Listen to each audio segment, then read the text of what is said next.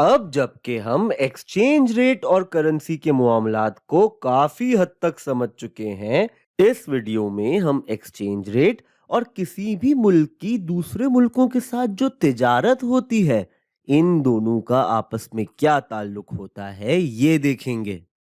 معیشت دانوں کے لیے یہ ہمیشہ سے ایک بہت دلچسپ موضوع رہا ہے کہ تجارت اور ایکسچینج ریٹ کی اندرونی تبدیلیاں ایک دوسرے پر کیا اثر ڈالتی ہیں۔ تو اب ہم کہتے ہیں کہ امریکی ڈالر کے مقابلے میں روپے کی قیمت گر جاتی ہے۔ بات کو آسان بنانے کے لیے ہم یہاں ایکسچینج مارکیٹ میں روپے کی ڈیمانڈ اور سپلائی کا گراف بنا لیتے ہیں۔ افقی یا ہاریزونٹل ایکسس پر روپے کی لین دین کی تعداد ہوگی اور ورٹیکل یا عمودی ایکسس پر روپے کی ڈالر کے حساب سے قیمت ہوگی۔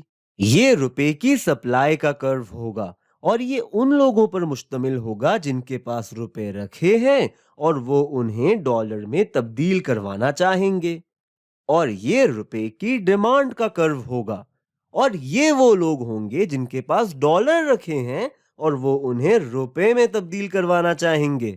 ایکویلیبریم ایکسچینج ریٹ کو ہم E1 کہیں گے اور ایکویلیبریم تعداد یا کوانٹٹی کو ہم Q1 کہیں گے۔ تو اب روپے کی نسبت سے ڈالر کی قیمت دو ہی طریقوں سے گر سکتی ہے، یا تو روپے کی ڈیمانڈ لیفٹ پر شفٹ ہو جائے یا پھر سپلائی رائٹ پر شفٹ ہو جائے۔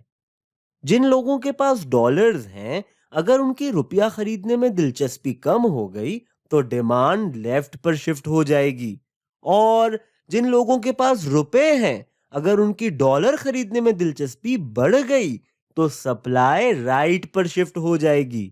تو ہم ایک کام کرتے ہیں، سپلائی کے ساتھ ذرا کھیلتے ہیں۔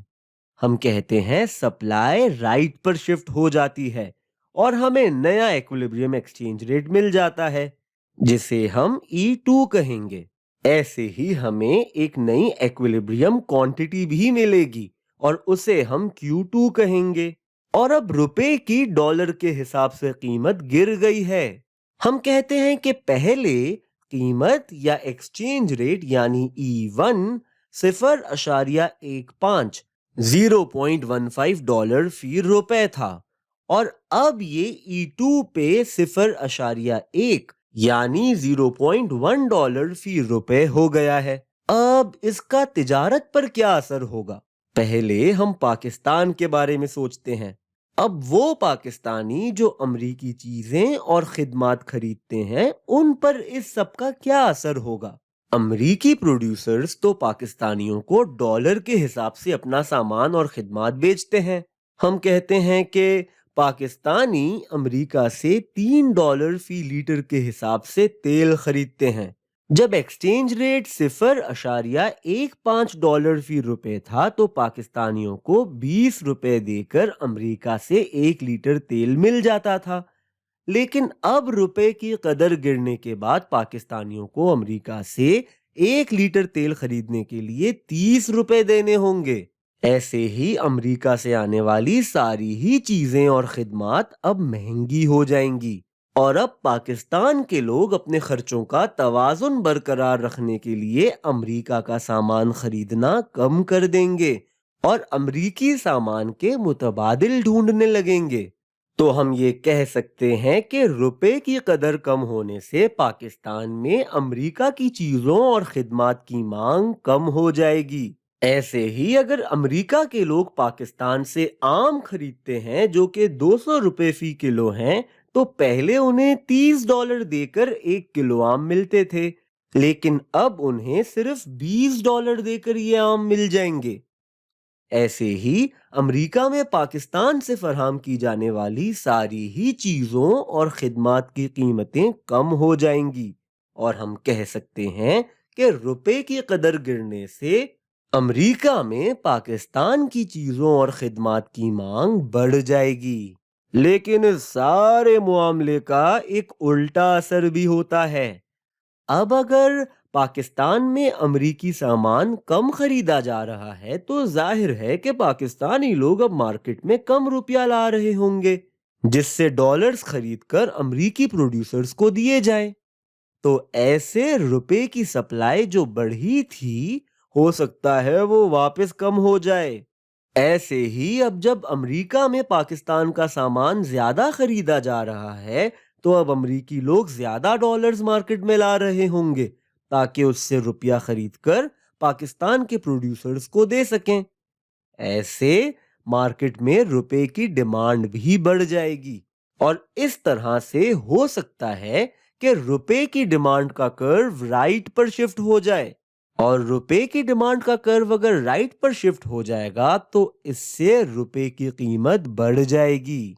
ये तो हमने चीजों और खिदमात के लेन देन की बात की। अब हम एक और जाविये से रुपए की सप्लाई और डिमांड को देखते हैं और हम शरह सूद यानी इंटरेस्ट रेट की अब कुछ बातें करेंगे। और हम ये देखने के साथ साथ कि शरह सूद का रुपए की सप्लाई और डिमांड पर क्या असर होगा, ये भी देखेंगे कि किसी भी मुल्क की शरह सूद उसकी दूसरे मुल्कों के साथ तिजारत पर कैसे नजरअंदाज होती है। अब हम कहते हैं कि अमेरिका के अंदर अमेरिका की हुकूमत निजी शोबे से बहुत ज्यादा कर्जे लेने लगती है। और पिछली वीडियोस में हम देख चुके हैं कि अगर किसी मुल्क की हुकूमत निजी शोबे से बहुत ज्यादा कर्जे लेने लगे तो बाकियों के लिए बहुत कम पैसा रह जाता है जो कि कर्जे के तौर पर लिया जा सके। और ऐसे मुल्क में शरह सूद या इंटरेस्ट रेट बढ़ने लगता है। तो हम कहते हैं कि अमेरिका में इंटरेस्ट रेट बढ़ जाता है और अमेरिका का इंटरेस्ट रेट बढ़ता हुआ देखकर पाकिस्तानी सरमायादार कहेंगे कि क्यों ना हम अपना रुपया डॉलर में तब्दील करवाकर अमेरिका में अपना सरमाया रखें ताकि वहां का जो ज्यादा इंटरेस्ट रेट है उसका फायदा उठाया जाए और ज्यादा मुनाफा कमाया जाए। और अब जब बहुत सारा रुपया मार्केट में डॉलर में तब्दील होने के लिए आ जाएगा तो वही होगा जो हमने पहले देखा। मार्केट में रुपए की सप्लाई बढ़ जाएगी और रुपए की सप्लाई का कर्व राइट पर शिफ्ट हो जाएगा, जिससे रुपए की कीमत कम हो जाएगी। और अब वही सब होगा जो हमने पहले देखा। पाकिस्तान की चीजें अमेरिका में ज्यादा खरीदी जाएंगी और अमेरिकी चीजें पाकिस्तान में कम खरीदी जाएंगी। और ऐसे हम ये देख सकते हैं कि किस तरह अमेरिका की हुकूमत का कर्जों का लेन देन दोनों मुल्कों की तिजारत पर नजरअंदाज हो रहा है। अमेरिका में इंटरेस्ट रेट बढ़ने के बाद अब कम अमेरिकी पाकिस्तान में अपना सरमाया लगाना चाहेंगे। वो पहले से कम डॉलर मार्केट में लाकर रुपया खरीद रहे होंगे और ऐसे मार्केट में रुपए की डिमांड कम हो जाएगी। तो एक तरह से अमेरिकी हुकूमत का कर्जों का लेन देन रुपए की डिमांड को भी मुतासिर कर सकता है। तो यहाँ देखने वाली बात यह है कि मुल्कों की आलमी मंडियों में तिजारत का एक्सचेंज रेट से बहुत गहरा ताल्लुक होता है। और ये भी देखने वाली बात है कि किसी भी मुल्क की हुकूमत का कर्जों का लेन देन, मुल्क में मौजूद इंटरेस्ट रेट, दीगर मुल्कों का इंटरेस्ट रेट और उन मुल्कों की हुकूमतों का कर्जों का लेन देन, ये सारी चीजें भी आलमी तिजारत और एक्सचेंज रेट पर असरअंदाज होती हैं।